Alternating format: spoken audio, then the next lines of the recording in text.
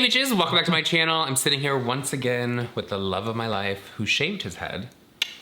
I love you so much. The head shave. Yeah, I look like a big old egghead. No, you don't. No, you know, do you I don't think I've ever seen your hair this short though. Do you remember the old Afrin commercials where it's like a big nose and then they spray their nose? Well, I feel attacked.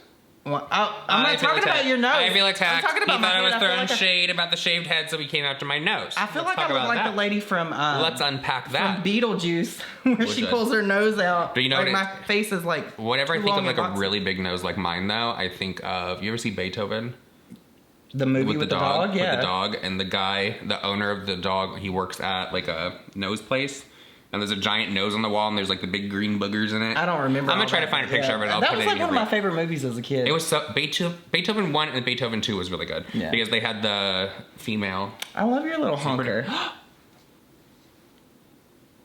It is the audacity for me to just be grabbing my nose like that. But you know what else is the audacity? Shane Dawson has returned. Oh, okay. Shane Dawson is back on the YouTubes, you guys. We all knew it was coming. Some people are shocked. Some people are acting like he was never going to come back. I never understood that whole like thought process behind like Shane's never going to come back. He's actually canceled. No, he wasn't. Cancel culture is not really a thing. I don't think it's so, like a trendy thing to go after someone and talk about the bad things that they've done. But once somebody else who has like a bigger following or maybe the same kind of following, maybe like a little bit less, does something, the focus shifts. We've seen it with Jeffrey. We definitely saw it with James.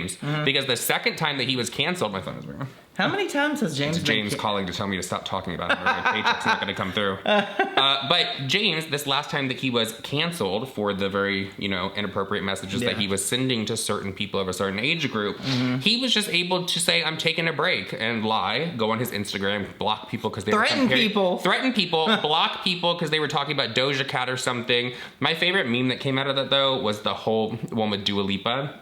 Oh. when he like did his makeup like Dua Lipa, but it was photoshopped. It was photoshopped. But she was like, when someone ugly calls you like their twin, no girl.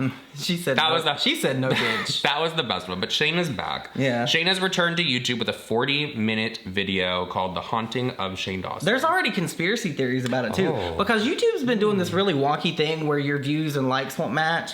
It happens to me all the time. Like, I'll have like 10,000 views on a video. It'll say I have 3. That's why my views are low. But I can't, like, literally, I had like at least 10 people message me and they were like, is he buying likes? I'm like, no, like the views just haven't caught up. YouTube is glitchy. I'm actually very surprised though that he didn't come back with like a very clickbait type of title. Like maybe he's really trying to steer clear of the drama. Because he did address the cancellation from last year where he was getting dragged. It was like 16 minutes into the video. But The Haunting of Shane Dawson. Yeah. I was expecting maybe something that had drama in the title, something like that, because you know that people would have been clicking like, oh, we got to see what this is addressing things. Let's talk about it. They're going to click it anyway because he even said in the video, like within the first like 3 minutes, I believe, that he had to address some things. And he did talk a lot about his personal life and things that he went through. And it was like 3/4 of the way in is when you got to the real haunting of Shane Dawson, where they had went to like a few different like Rylan was apparently possessed. Oh no, that was scary. Well, we all knew that this was going to be some part of some series eventually, because Shane did that whole Instagram story where Rylan like sat up and said something to him, and it was possessed after they moved, all of that. So we knew it was coming. Yeah, no, I think October's the perfect time for Shane Dawson to come back. Actually, and I commented on the video, and I was pretty much like, I said, I'm happy that Shane is back doing things that is not makeup related, because like I said in my video that we just recorded, cash grab. It was a cash grab, but I feel like that was not, he wasn't honest. And I feel like this is genuine content from Shane.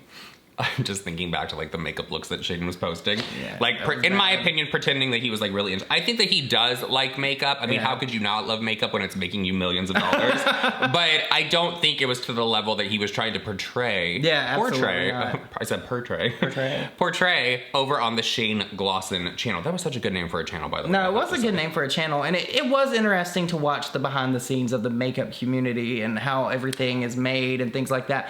But I feel ultimately, like you have to be honest with that, though, and say, we're going to do a series, we're going to show you the behind the scenes, because at that time, everyone loved Shane Dawson and the series that he did. He was able to save a lot of people's careers. You know, everyone says the first series that he did on Jeffrey actually put Jeffrey back in a good light with a lot of people. So people were into Shane. At that time, people were into Jeffrey as well, maybe not so much anymore. So he could have literally just sat down and said, this is going to be behind the scenes, we're going to make this palette, it's going to be put out and all of that, but don't go with the whole pretending of... Shane has a very very good way of getting people emotionally invested in what he's doing. Yeah. The way he talks, the way he edits, the way that he conveys things when he's speaking in videos, because he just seems approachable. Mm-hmm. Now, I've never met Shane. I don't know him personally. We haven't talked really, but like one time. Mm-hmm.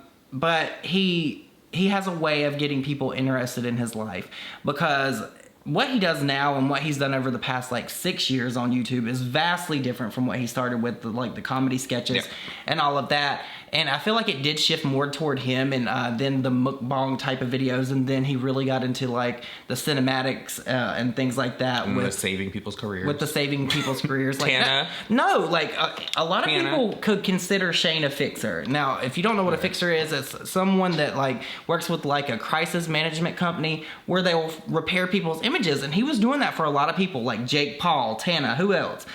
Eugenia Cooney. All these different people Shane worked with. Shane could fix other people, but he couldn't fix himself. Yeah, I mean... Because when he was doing the stuff about himself where he sat down to talk, it was based off of emotion. Yeah. And he wasn't listening to other people's story. So that's what, I think, on top of everything that he was getting canceled for and called out for last year... His video, that whole telling James Charles to have the humble pie and all of that, the attitude in it and everything really did him in even further than what he was. Well, it's kind of like that old saying. It's like, it's easy to give someone advice, but when you have to turn that mirror on yourself and look at yourself and what you've done and how you've affected people and how you've made people feel, that's a hard pill to swallow for some people. So while he can be out here like cleaning up other people's images, it's harder to do that for himself, because I do feel like Shane is very emotionally driven. That video that he uploaded, and then he cited Jenna Marbles with her video, it wasn't a good look, and people did not receive that well. Never use Jenna Marbles as an example when you are trying to get yourself out of a situation. Because I have never met anyone that does not like Jenna Marbles. Yeah, first and foremost. Jenna Marbles apologized for fish tank. She apologized for her dogs because she apparently bought like the wrong thing for the car for the dogs. She apologized for that too. Like, I would just be Jenna Marbles is the golden standard. See, I would just be out here telling people to shut up and mind their business. And sitting here bitching about something like that. Yeah, no. But my takeaway from the video was, I do feel like Shane really did take time to look and evaluate things that he's done in the past. I will say Shane took more time than many others that have been called out, canceled, if you will. Because I don't think I think the cancel culture, the way that I would like to refer to it, is people jump on a situation, they start dragging a certain person for the things that they have done, but then when someone else does something, it's almost like that just gets swept under the rug and forgotten about, so people are able to take the time to say, okay, this is what I want to plan my comeback, this is how it's going to be, unless you're James Charles, and then you just don't care. Here's the thing. I can respect Shane getting on video because he was like very, like, he was walking around the house talking. So it was not like this rehearsed thing. Unlike James Charles, when you get a video from him, he's talking really low like this, where you have to amp up the volume. It was way more, to me, in my opinion, honest versus what we get from James Charles. So I will definitely give Shane that. When James did that whole video where he was trying to like sit down and talk very low, because y'all know that he is the top quality of microphones, camera, and all that. If he is talking like this, you guys, it's because he's trying to make you listen a little harder so it distracts you from a certain situation. He's as fake as shit. Yeah, but Shane's video, I thought it was pretty good. That's not really an apology for any of us to accept. I don't even know that Shane really apologized. He did address things. He did put clips in. But if you have followed this drama, it's been a very long drama. I mean, hell, now we're not going to be able to do any videos of this Shane Dawson returning. Yeah. That was like the number one thing when Tati was gone. When is Tati coming back? What is she going to talk about? And it was Shane as well. No one cared about James. Yeah, no, nobody wanted to talk about James. I do think that people should watch it and formulate their opinions for themselves, because you can watch a million drama videos all you want, but that's somebody else's take away from that. You know what I'm saying? Well, the number one comment as I was scrolling, and it was from many different people, because it was a ton of support for Shane. I don't know if they're there like Xing out, like deleting comments or what. I doubt it. But a lot of people are saying that this camera person that he is using, it was very awkward. But you know what? I also think that people will say that even if this is the most amazing person behind the camera. Because it's not Drew. Everyone loved Andrew. Yeah, because everyone loved him. I will say it was a little bit awkward because they were talking about like him sleeping in the barn and stuff. Like the banner between them, it seemed a little weird. But that could just be because he was nervous or something, you know? Maybe. Like, working for somebody like Shane Dawson could be a big thing for someone, so. well, working on Shane Dawson's comeback video could be something, because if it doesn't go over well and it's not received well, then that person's like, well, crap. I think that Shane will be able to upload videos, and even if he uploads like 1 or 2 videos this month, I think that'll be a good indicator. And I think that it'll also I think it might cause drama, not directly because of Shane, but James will see that maybe Shane will be accepted back and with open arms, and he'll get bitter. He'll start throwing shade. You know how James is. Shade. And you know what? That's what we all said about the first time that James was canceled, if you want to use the word canceled, when the whole Tati thing happened. James started to get very comfortable. He started to throw shade. He started, like, it wasn't even like he was throwing shade. Like, you knew who he was talking about. It wasn't subtle. He wasn't trying to, like, be like, oh yeah, I just made like a cheeky comment. Mm-hmm. No.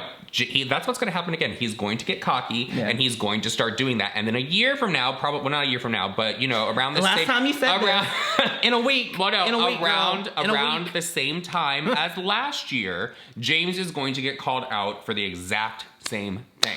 It always happens. It always happens. It's like clockwork. It's a pattern. It's like Groundhog Day. Groundhog Day at the James Charles compound. That's all it is. So, with all that said, everyone, please let us know your thoughts and opinions on Shane's return. Are you here for it? Do you hate it? Do you just not really care? I haven't asked that question in a good long while. And we'll see you guys all in the next video. Bye. Bye, guys.